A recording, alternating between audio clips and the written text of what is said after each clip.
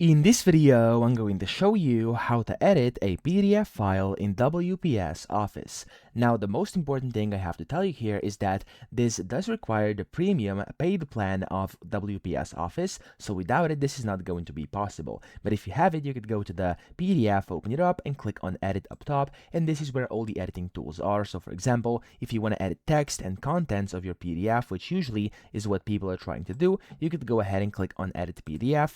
It's going to show you like different selection borders around your text. You could go and just click on any text over here. You could remove it like that. You could type in something different if you want to. You can make it basically whatever you want. Okay, so you can change it, replace it, you can move it around, you can rotate it like that. You can do the same with different images there's in the PDF. You could go ahead and of course like change things like background over here. So there's a bunch of different things. Up top you can see there's different tools as well. You have like the add text where you can add your text over here like this, for example. You can add pictures, you can wipe things off, which means deleting. You can edit headers and footers, add page numbers, backgrounds, and then of course the watermarks, split pages, crop pages, a bunch of different things you can do. These are all pretty self-explanatory. I'm not going to waste your time over here, but this is essentially how you do it. And of course you want to go to the edit tab and all your tools are over here. And usually the one you're going to be using the most is going to be this edit PDF one, which allows you to customize all the text and the content inside your open PDF. So that's how to do it. I hope this video helped you out. If it did,